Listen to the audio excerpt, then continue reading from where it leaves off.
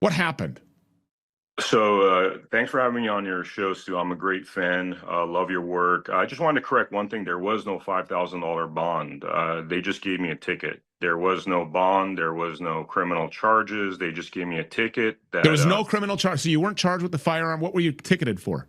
so essentially in California, like you said, there's these unconstitutional laws. I've been living in Nevada. I'm from California originally, but I never owned a gun in California because I only felt the necessity to purchase a gun due to the America Happens Network, when my business partner Mindy and I started exposing a lot of corruption. I started getting a lot of death threats, some via mail, some via email. There was Scrabble pieces mailed to my house spelling dead.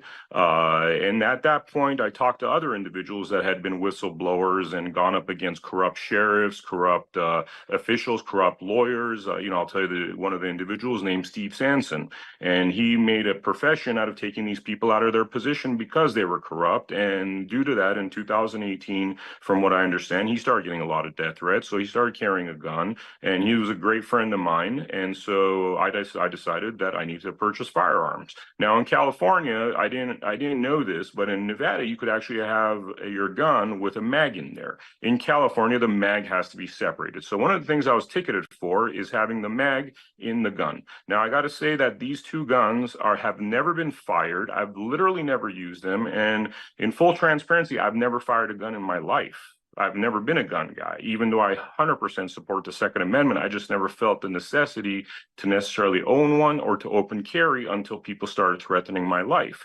And so I purchased these guns.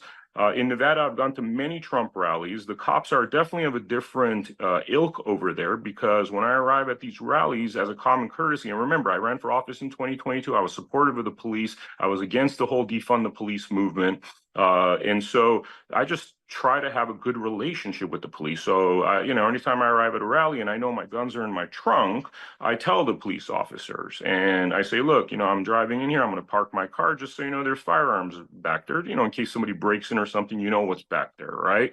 And in full transparency, right? And nobody's ever said anything other than, fine, park your car. Obviously don't take the guns in. You're going to pass by metal detectors anyway, so it's not like you can take these things in anyways. But, the cops there on almost 10 occasions I could think of were well aware about the firearms in my car. Furthermore, I know members of the Republican Party, including Michael McDonald, that runs the Republican Party over there, is a former cop. I believe he carries guns. I know multiple individuals that have gone to Trump rallies with guns in their car. No, they don't take it inside, but they leave it in their car, which is exactly what I was doing. Now, in this case, when I drove up to the rally, there's an area where, you go into this special parking space, which was for the special invitees. So before I go into this area, I drive up to the sheriff, somebody that's wearing a sheriff vest, obviously part of the Sheriff's Department of Riverside. And I simply tell him, and I'm pretty sure his body cam was on, that, hey, I'm just letting you know I have firearms in the back of my car. I'm not going to take it inside, just letting you know out of common courtesy. Well, this leads to them pulling me over, them telling me to get out of the car, them telling me that I got to put my hands behind my back, throwing me in a police car, multiple lies throughout this, because they lied to me and said, oh, we just want to check your serial numbers and make sure they're lawfully registered and they're not stolen guns. And I gave him permission to go get the serial numbers. What I didn't give him permission to was to completely ransack my car, which is what they did. It was obvious that they were trying to find something that wasn't there. They brought a bomb sniffing dog. There was 15 police officers literally tearing up my luggage, going through my equipment, going into my muffler, going into my hood. I mean, just everything they tested. And lo and behold, they didn't find anything, right? And then the arresting officer comes to me and tells me he's taking me to jail anyways, right? Multiple lies happened at that point, because he told me the Secret Service and the feds wanted to speak with me. Then he took me to this RV where the Secret Service and feds were stationed. And I saw through, I'm sitting in the back with this kind of mesh grid in front of me, and I'm seeing through there, and I'm looking at the expression on the Secret Service and feds' faces. And you could tell, they're not buying this, arresting officers nonsense, right? Furthermore, I heard this arresting officer talk to another officer, and they were making fun of the MAGA people. So I knew there was definitely other intentions there. But But when I saw the Secret Service and the feds, I could tell these guys were like, dude, like they almost didn't want to get involved because, it's like kind of like it's almost like in certain movies you see like these state kind of dudes that are probably not the sharpest tools in this shed, do some dumb things, and the feds come and those guys seem like they're more experienced. And I'm not generalizing because Nevada cops are not like the California cops. I've never experienced this in Nevada. As much as Joe Lombardo has had his detractors, whatever training they do in Nevada is far superior than what I saw in Riverside County, right? And so, I see that these Secret Service and feds are disinterested. Then the guy comes back in the car after 25 minutes, says, well, they're going to interview you at the station now, right? And by the way, throughout all of this, there's gross violations of my rights. I'm trying to get my one phone call. The guy's refusing it. This one individual, and I never got my one phone call, by the way, throughout this whole entire thing, right? I'm taken to the police station at this juncture, and I'm waiting there, for a bit of time. I'm demanding my phone call. They're refusing my phone call. The a federal investigator or federal officer and a security service agent show up. They go to a private room with the arresting officer. In this private room, they have a 25-minute conversation, give or take, and then they come out, and the Secret Service and federal agent are like, "Hey, do you mind if we ask you any questions? There are some questions." And I said, "Sure, I don't mind speaking with you at all. But what I like to do is I haven't had my one phone call, so I'd like to call my lawyer, and rather than tell this very painful and traumatic story twice to you guys and him, why don't you just listen to the call and hear what I have to say, and then you could ask me any question you want." They nod. They again leave the room. And about 10, 15 minutes later, the arresting officer comes, and I could tell from his face that this man's downtrodden, like whatever intention he had is not working right now, right? And he comes up to me, he says, "I'm taking you to jail now." I'm like, "Wait a minute, what happened with the federal officer and the Secret Service agent?" He says, "Well, they don't want to speak with you anymore. They're just like, they want me to take care of it," right? Which is very odd if I was there to assassinate the president. Like all of this is very weird because that's not the way it goes down, right? And so at this point, they, throw me in jail. Still don't get my phone call. There's a very faulty phone, which I try to use. It doesn't work. And this is in the jail cell. I try to notify them saying that your phone's not working. They ignore my notification.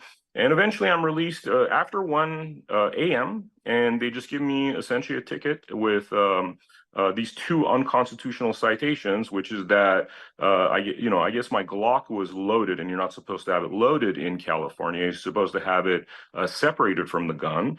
And the other citation was something, again, that I had no idea about because I'm beyond a novice when it comes to guns, which is that I guess when I purchased the gun, there was this thing double barrel. There was 2 lines of bullets instead of 1, which was a recommendation from a gunsmith friend that, hey, instead of, I don't know, having 6 or 7 bullets, you could have. Yeah, it's called a double stack mag. Double stack. There you go. So I apparently had a double stack mag in my Glock. These guns have never been fired since the day of purchase. So I've never gone to a gun range. I'm not really, I've never shot these guns. I personally have never been to a gun range. This was only because once I started getting death threats, it seemed prudent to actually have a gun just in case something goes down. Well, I mean, I agree 100%. By the way, the separation of ammo from a firearm is completely ridiculous to me. I mean, what are you going to do? Are you going to stop a rapist or an assailant or somebody who's trying to rob you? Some black that comes up behind you with his friends and wants to beat the shit out of you and steal all your things? Are you going to hold on a second? Let me just go to where I've separated the ammo from this firearm and then load it so that I can properly respond to this. This is ridiculous. They put your life at danger. These kind of things put the but that's the whole point, though, is they want your life in danger because they hate you and they want you dead. Yeah. Somebody else hates you and wants you dead because by your account, this entire thing was set up and this entire thing is a lie. Who would have the motive to set you up for something like this? What are you investigating at this point? So, we just released a documentary called Bundy versus Biden that my business partner, Mindy Robinson, and I produced about the Bundy Ranch standoff all the way leading up to today. Then this major lawsuit that basically exposes fraud by government officials who are stealing resources from the states, most particularly in Nevada, where our gold is being using loopholes in law, like using sovereign land of Indians, for example, or using other methods. Our gold is being shipped out to Canada and China as opposed to staying within the state.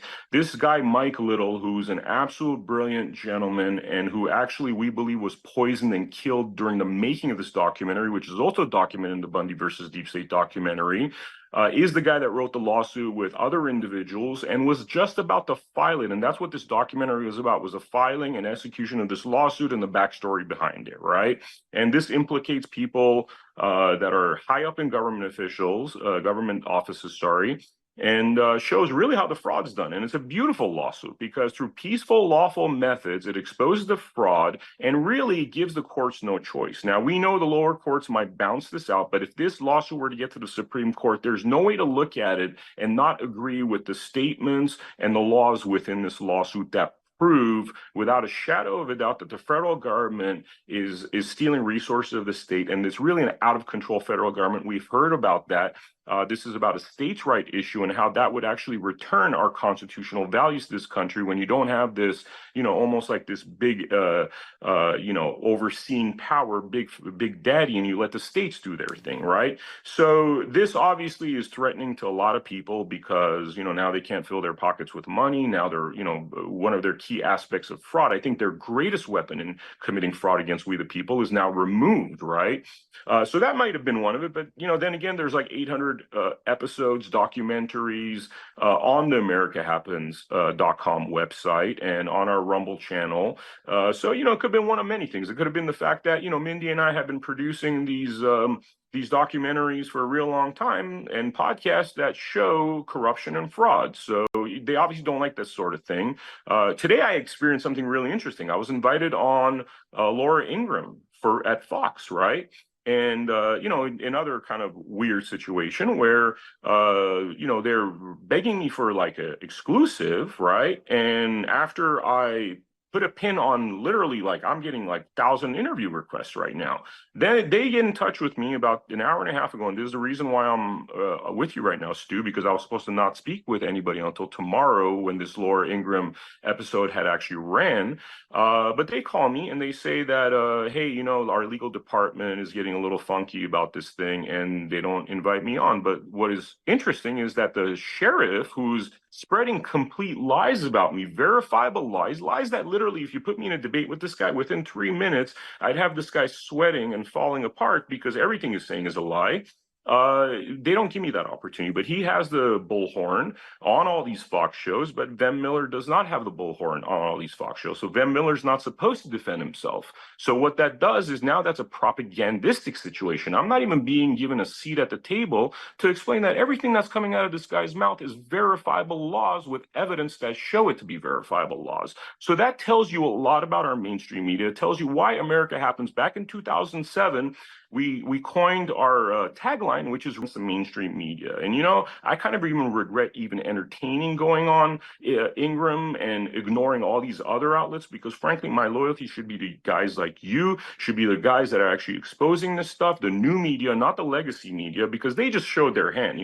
I'm seeing that dude with the mustache, the sheriff, talk all kinds of nonsense on Fox all day today, but I haven't been given a seat at the table to defend myself. And not only to defend myself, now we're going on the offense. Now they screwed up really bad. They made me into a Kyle Rittenhouse. They're trying to Lee Harvey Oswald me. They created it like just forever damage to my name as potential third assassin of President Donald Trump, when in reality, I have been the most adamant supporter of President Donald Trump. I'm a caucus captain. I'm a Trump team leader. I ran for office under Trump's policies. I've been at Trump events. I've hung out with everybody within Trump's inner circle. I've been, literally this poking distance between Trump and I, on like dozens of occasions. And this, by the way, dates back to 1998 when I first met him at a movie premiere in New York City. And I know he will remember this movie premiere. I know he'll remember being there. Then I had interactions with him while I was producing a TV show concept called Superfly, which is essentially Pimp My Plane.